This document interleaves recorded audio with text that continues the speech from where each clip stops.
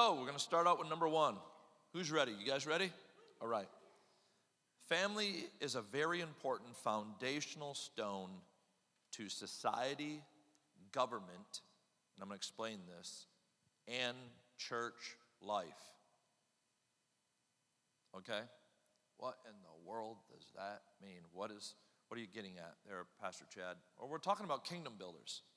Society, governments, families, the things that keep civilization going, keep society going, are all built on a single foundation. One part of that foundation stone, very important, I think the most important foundation stone of government and society is the family, okay?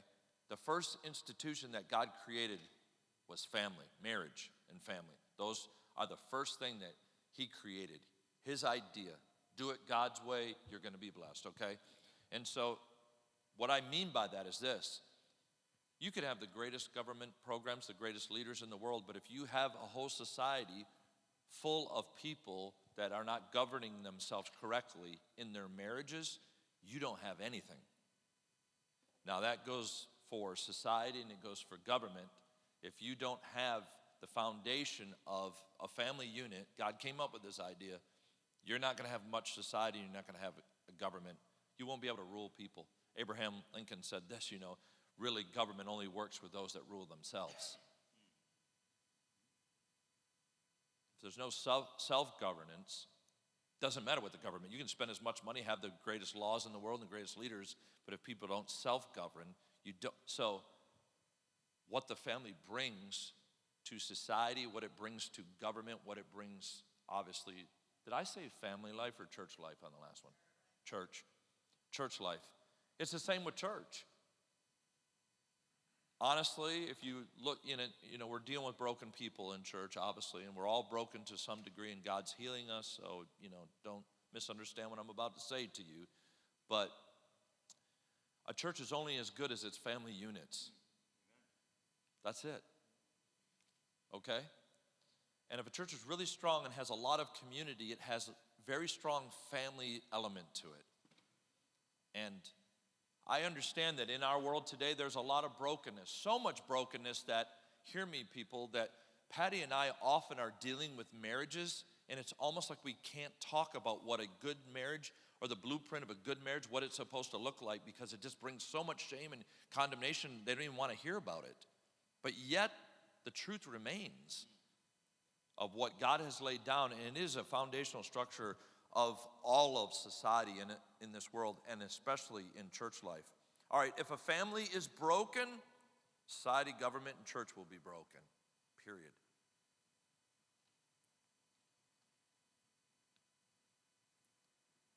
All right, a little bit of a Chad Lynn philosophy in this, okay?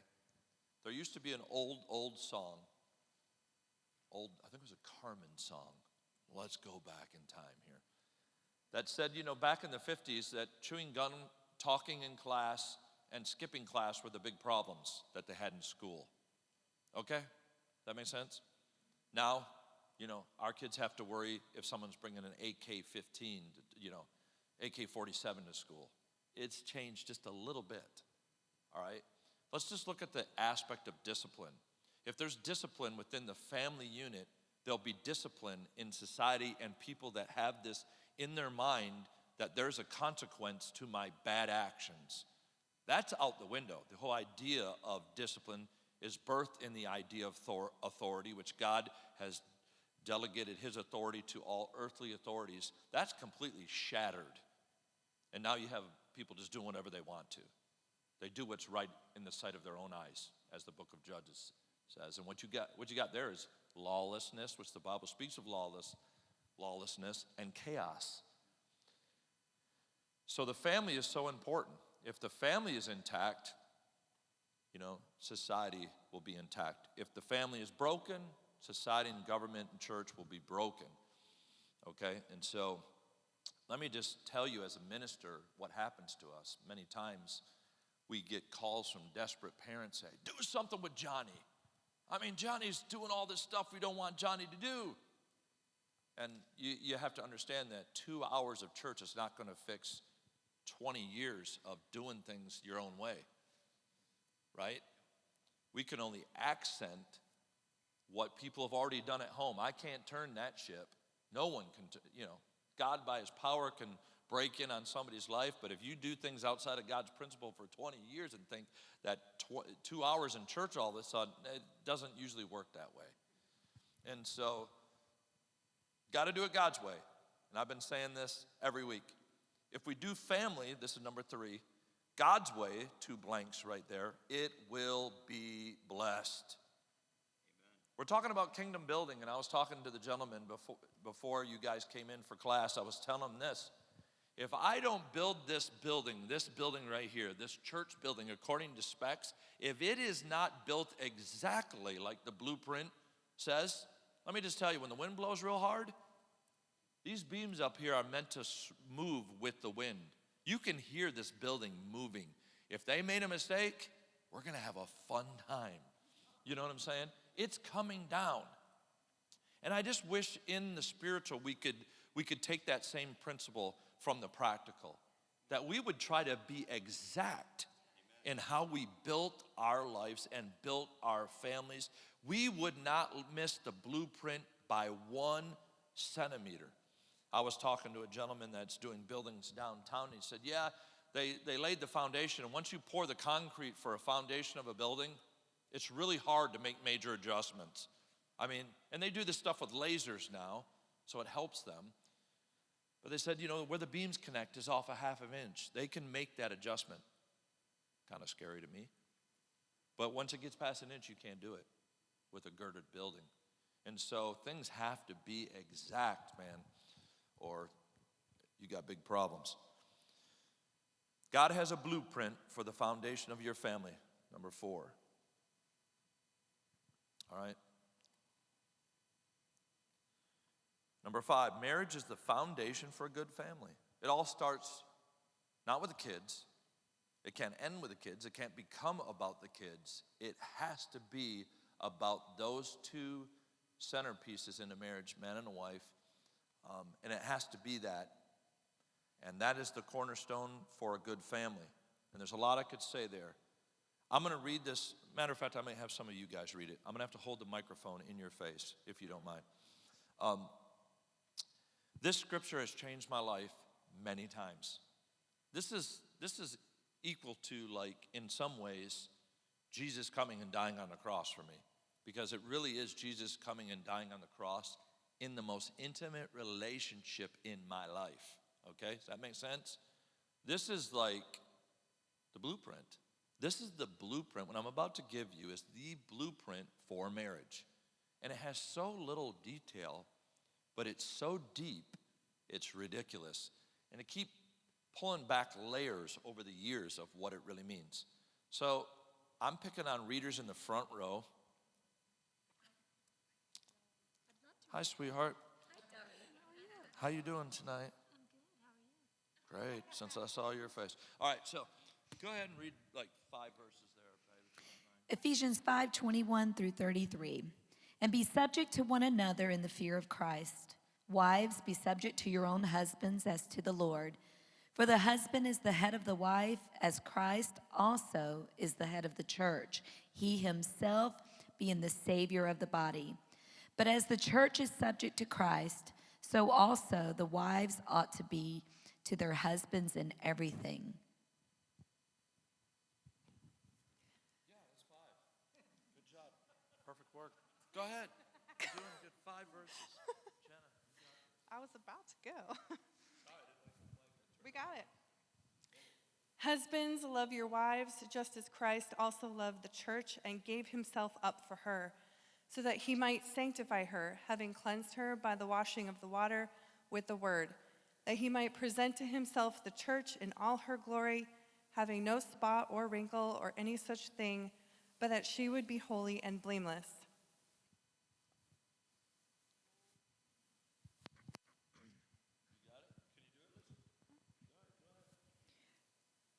Husbands, love your wives just as Christ also loved the church, and gave himself up for her, so that he might sanctify her, having cleansed her by the washing of water with the word.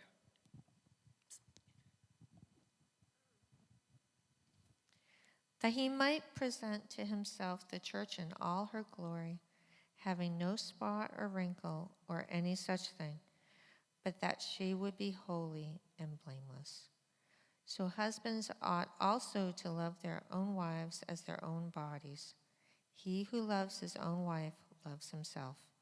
For no one ever hated his own flesh, but nourishes and cherishes it, just as Christ also does the church, because we are members of his body.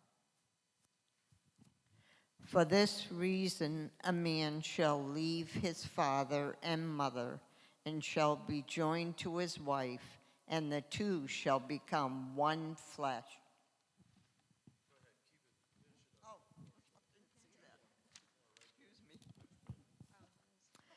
This mystery is great, but I'm speaking with reference to Christ and the church.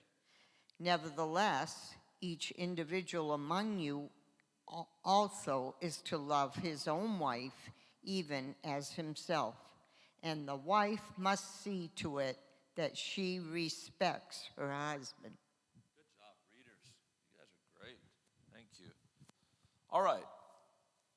So again, if you've been in our church any time at all, you're going to realize something that I'm going to repeat over and over and over.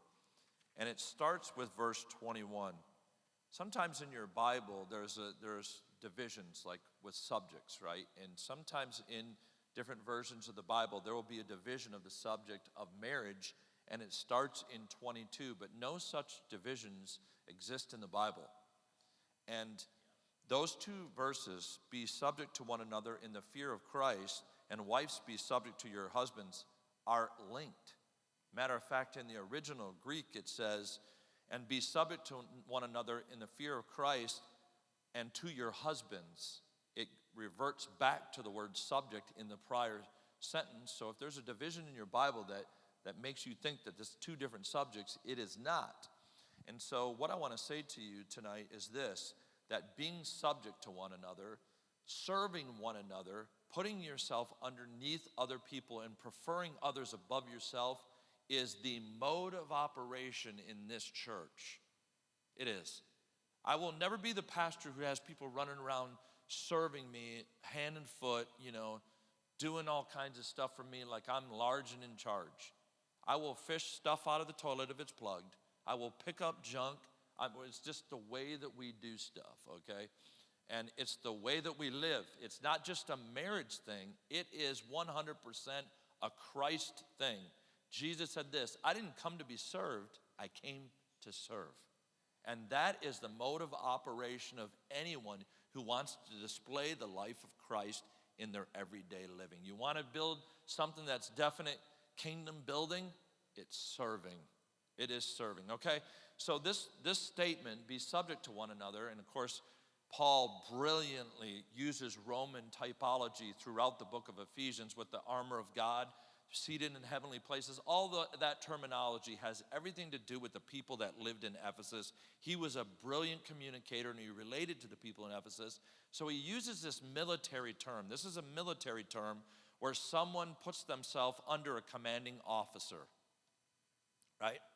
And so he says, just like the commanding officers that you've seen from the Roman army put themselves under someone who's above them in authority, you continually put yourself under your spouse or other people. Sometimes even your children, you need to do this. On a regular basis, you need to do this, okay? This is so key. You want a blueprint? You've heard me say it if you've been here any time at all. It's really hard to get mad when you have two servants trying to outserve one another. This is God's idea, y'all.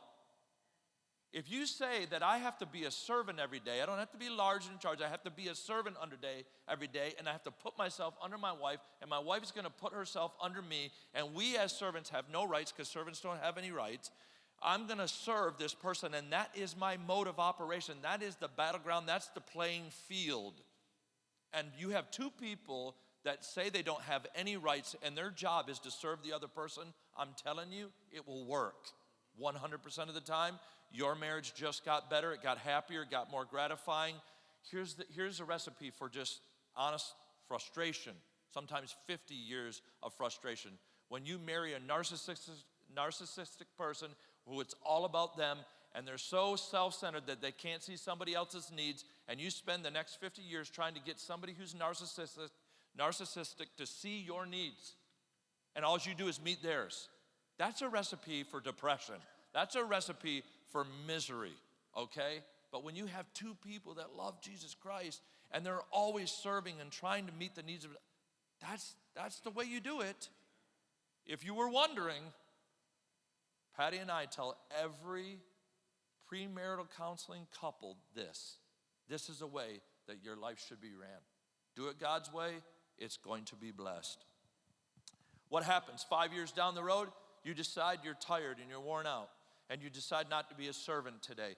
But for 5 years prior, you've lived your life according to kingdom principle, and for one day you get in the flesh and you say, why don't you think about my needs? Why don't you think about what I want? Why don't you think about my desires or whatever? And you start crying like a little baby.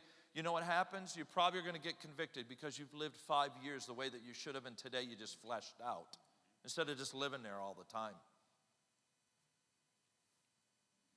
I think most married couples or people that have been married could stand up right now and say most of the arguments that they had is when they were really tired and they were wondering what in the world they're even fighting about because they were at the end of the rope, and it was like, you're not listening to me, I'm not listening to you, and yeah. And then you think about, wow, this is really not that important in the big scheme of things when we walked out of being a servant. Does that make sense? So that's the first piece of it. Number 6, be subject to one another. That's the blank there, subject, which is in the verse. Or in other words, keep putting yourself under the other person. And the last blank is, and serve them.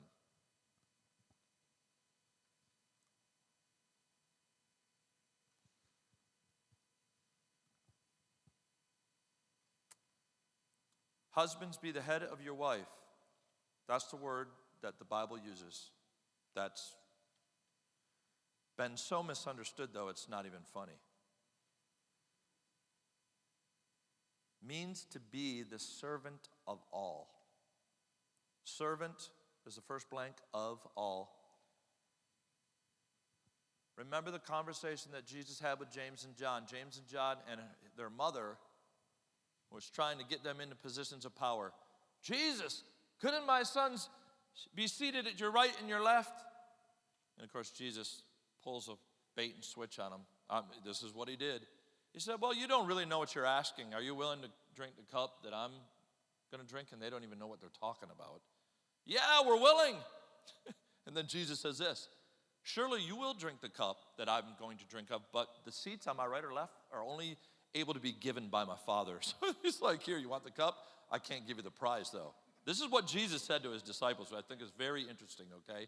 And that has something to do with marriage. I'm going to talk about it in just a second. We all willfully and joyfully stand up and say, I do, but we don't know the cup that we're going to have to drink from. We want the blessings, but we really don't know what cup or what it's going to cost us to stay married and to stay happily married.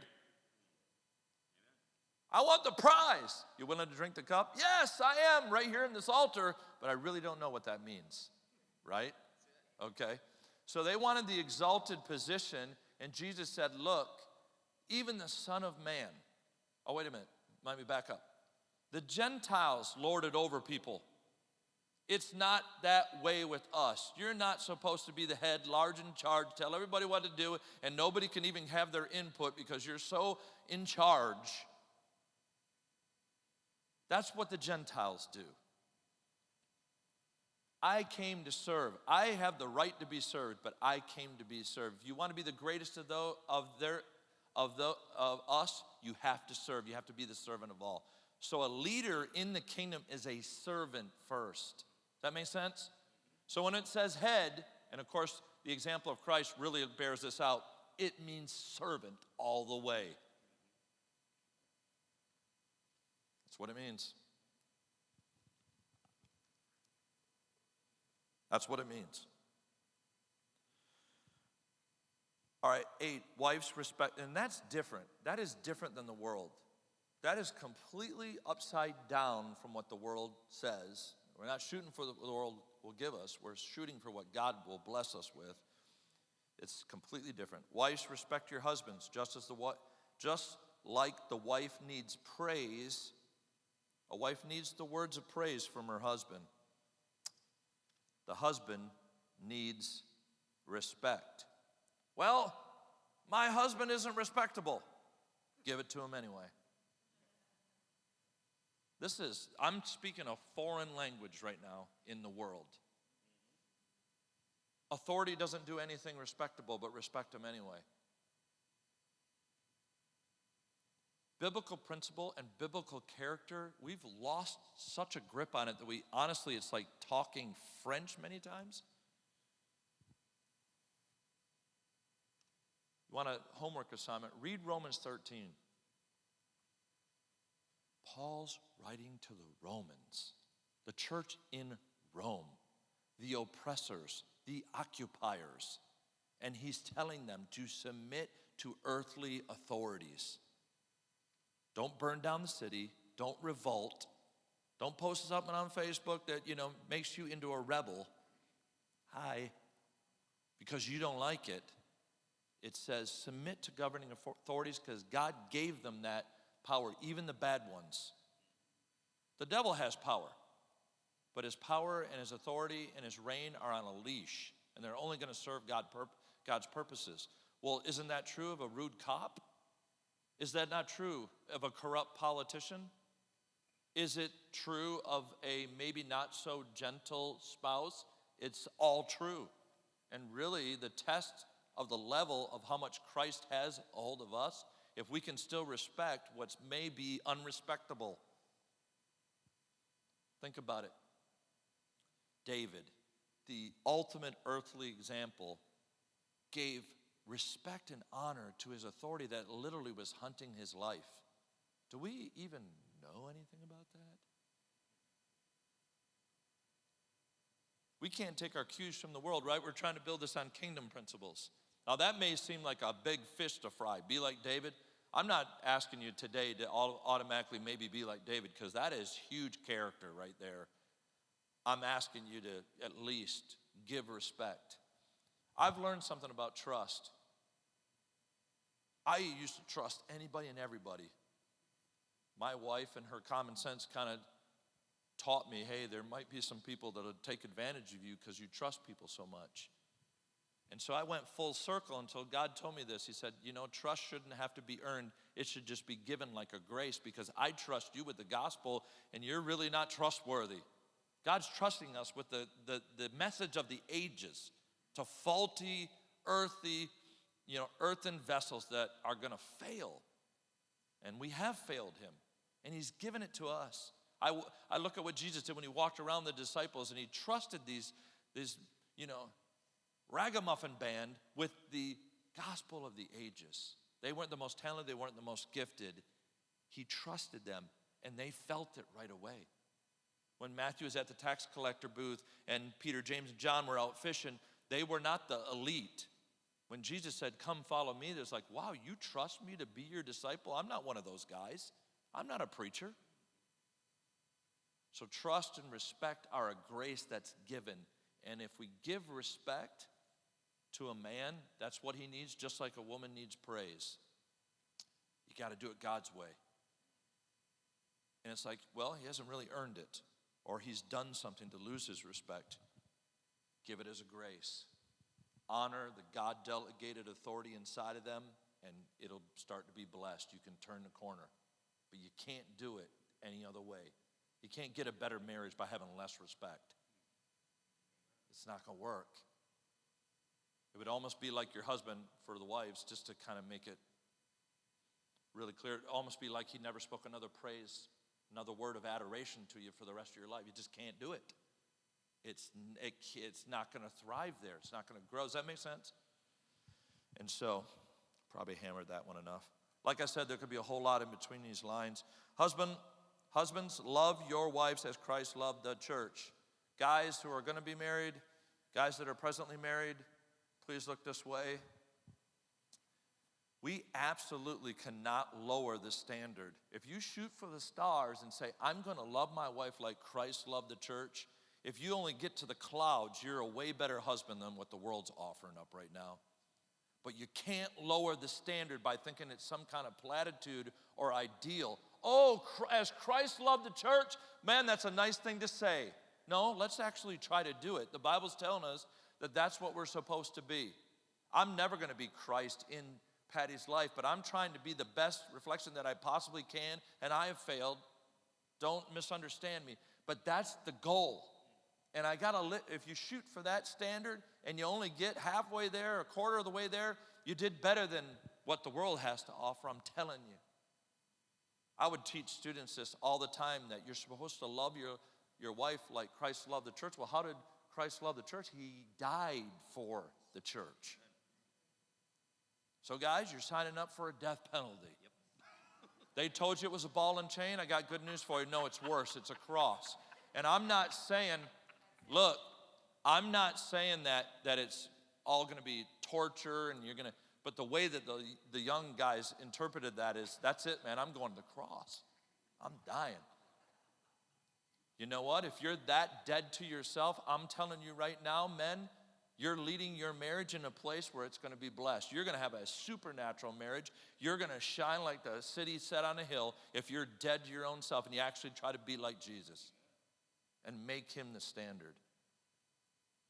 I don't think I can do it. All right, just let the man inside of you want to live up to the picture that God has set before you. Oh, it's too high of a standard. Just believe that God's grace can help you, man. Carry that cross. You can do it.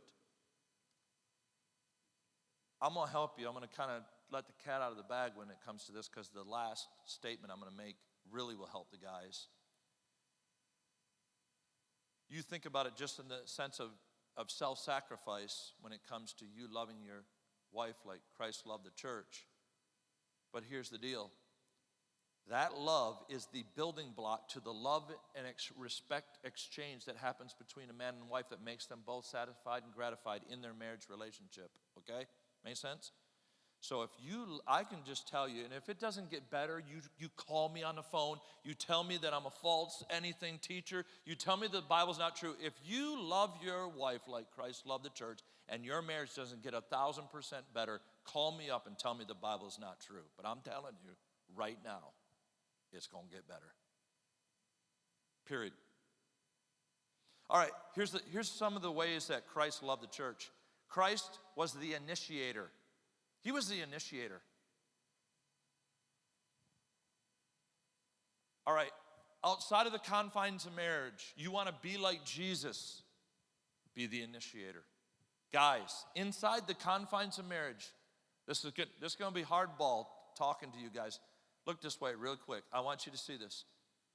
You're the first one to always apologize. Don't wait for your wife to apologize or ask for forgiveness. You be the initiator every time. Do it. Be the initiator with any kind of intimacy. I'm not talking about sexual intimacy. I'm talking about intimacy, period. Don't wait for her. Don't get on to her if she doesn't. Be Jesus in this situation. Always be the initiator. Here's the thing. Your wife always wanted to be pursued when you were dating, and she wants to be pursued for the next 50 years. That's part of her makeup. She doesn't want to pursue you. She may pursue you, but you're the pursuer. And that's the way this was built. You're kind of like the hunter. And, you love the challenge. All right? That's part of it. And after about 5 years of marriage, you don't want to challenge. You don't want to be challenged anymore. You want her to, bring you dinner on the couch while you sit and watch television. And you don't want to be the initiator, and you don't want to be the pursuer, and you wonder why your marriage is kind of falling apart. You want to be like Jesus? Always be the pursuer. Jesus is in constant pursue mode for all of us. He's always coming after us. He went all the distance. If that's too high of a benchmark for you as a man, pray about it, man. But if you just say, that's the way I operate, that's my life. I pursue and I pursue and I pursue and I pursue and I pursue and I pursue. I initiate. I know I'm the head of this house. I'm leading this house somewhere, and I have to be the one to lead us there. I have to be the initiator. I have to be the pursuer. Does that make sense? Christ was the pursuer. That's the next one. You're like, this is insane, man. I'm not doing that. Okay. I'm telling you, it gets better when you do it all the time.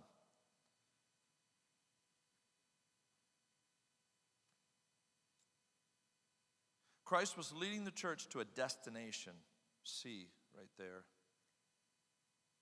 And you should be leading your family towards God's destination. Unmarried, previously married, going to get married, and presently married. Guys, again, I'm going to tell you, everybody look this way. I want to see the whites of your eyes. If you don't have a target in mind, you're sure to hit nothing.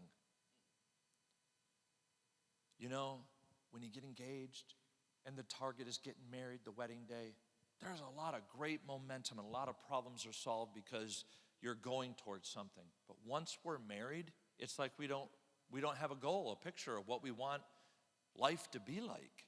And this can cross over into being a Christian. What kind of Christian do you want to be 5 years from now? Where are you headed? What target are you shooting for right now?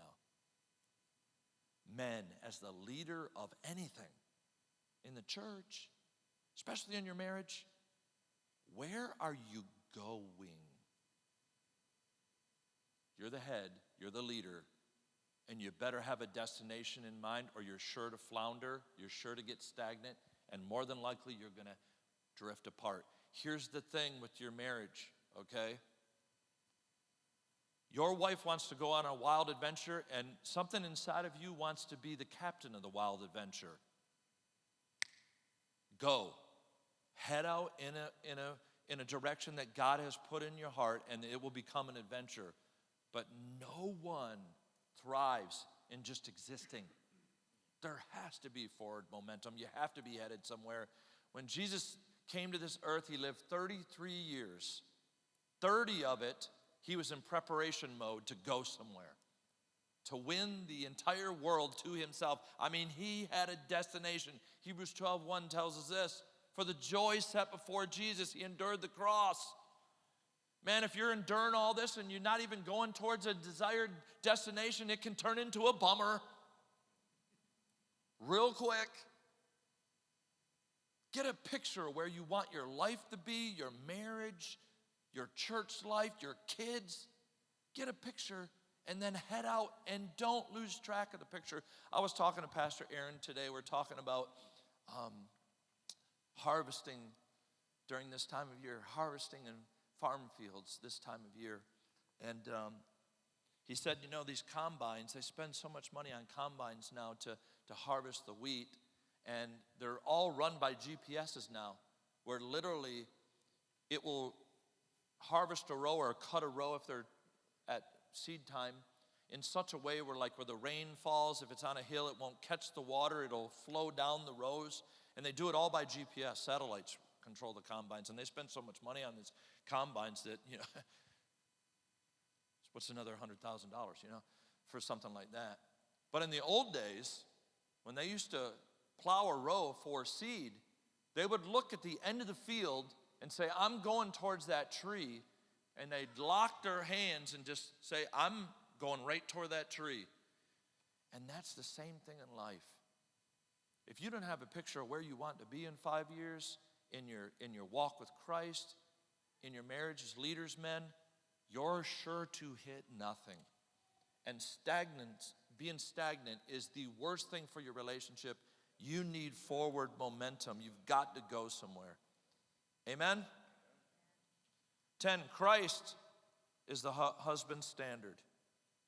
Now, I just talked about the self-sacrifice and the love part of Jesus Christ, but man, you could really go into a lot there. A lot. Wives will respect their husbands.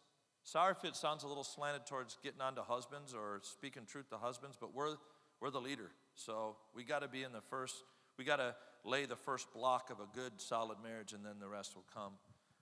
Wives will respect their husbands if husbands decide to love their wives like Christ loved the church, and that's the twofold reciprocal thing that happens in a marriage couple when they love and respect each other. You know, it works in real life too. One of the things that really trouble me in the modern world is when language, social media, you know, we see it all the time, when it's not respectable. Look, if someone completely disagrees with every worldview that you have, At least respect them as a person, right?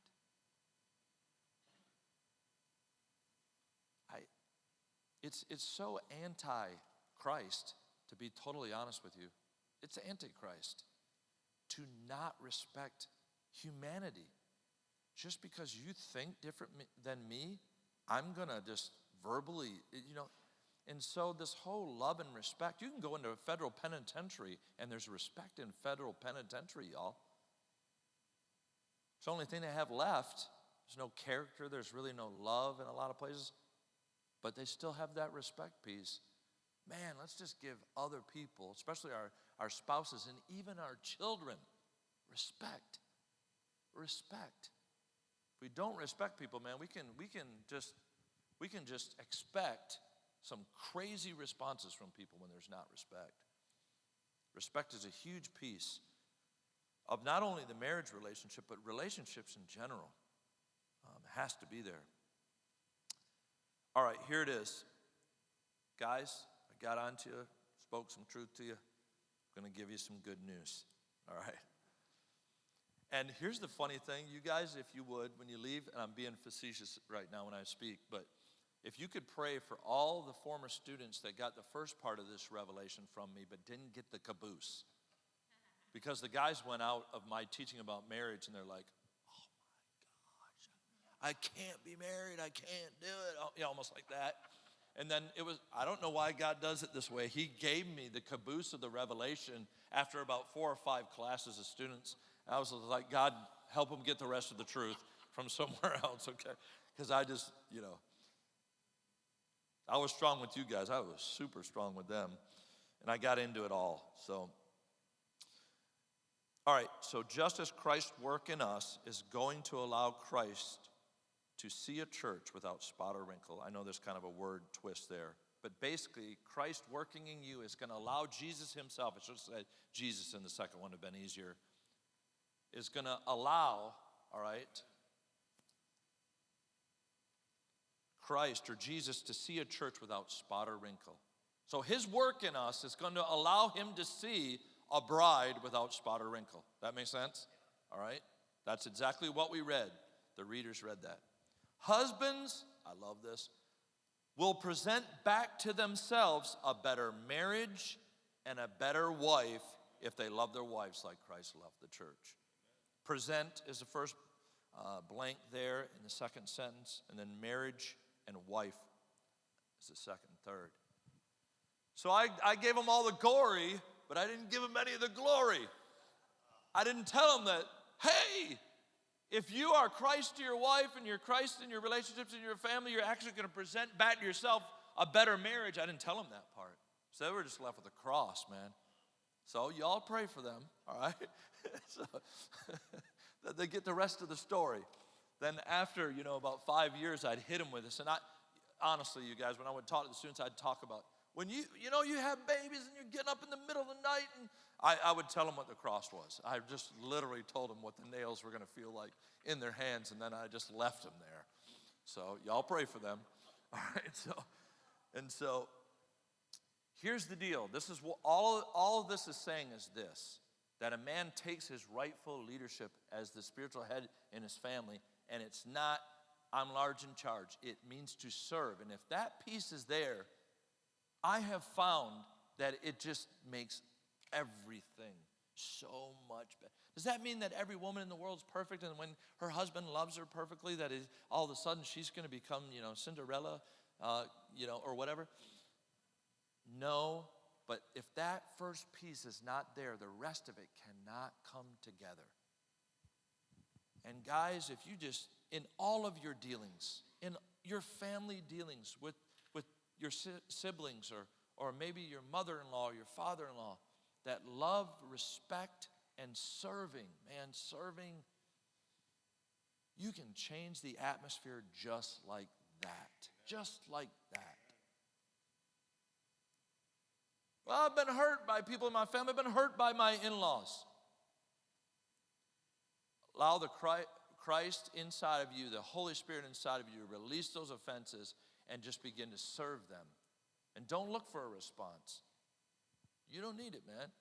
To be honest with you, If we're going to love our enemies or love people that have done us wrong, which we're supposed to be really good at, what Christ has done, his forgiveness, his grace has to rule and reign in our life stronger than what people can come. That's the only way we're different. And if it hasn't gotten a hold of us to that degree, man, we need to hit our prayer closet and say, God, please let me at least love people better than the person next to me in my workplace or my kids. I got to be able to love better than my kids. I want to love better than my spouse. I got a high standard. My wife's a very loving person. But I want to try to love better than she does. And in some ways I think I do, but in a lot of ways I don't. I want to love people to that degree where, like, even if they do me wrong, this will work in marriage or in any relationship in your family, especially when you get teenagers and they start running their mouth and don't even know what they're saying. And they're hurting you just because they don't know how to put words and empathy together. The brain and the tongue is not connected, and they're just saying stuff. And it could hurt you. And it's like, you know what? First of all, I'm satisfied in Christ. I have acceptance in Christ. Say what you want.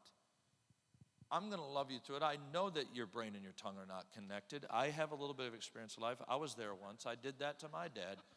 I'm just going to love you, and I'm just going to look at you like, you know, you're crazy, but I'm going to love you in it. And not always easy to do, man, but this thing we have inside of us enables us to be totally different. What I just gave you, and this is a blueprint for marriage, and really for any good relationship, will just change your entire world in the relational realm, 100%. Maybe your dad always taught you, oh, don't be a doormat. If somebody steps on you, you step on them harder. If somebody disagrees with you or hurts you, I've seen this in New England, just cut their knees out from under them. If they call your mother-in-law on you, you call the cops on them. If they call the cops on, I've seen this kind of, it's just like this. Absolutely no conflict resolution. It's more conflict until you relent because I got, a SWAT team out at the house. We've dealt with this. Man, it's so not Jesus. So not Jesus. And I don't know how you guys are, but I just want to be to the place where some of what I read inside those leather bindings of the Bible actually lives in my life. Loving my enemies, forgiving people that offend me, loving in spite of hurt, caring deep, all the serving people that even, all this stuff. So that's basically it for tonight.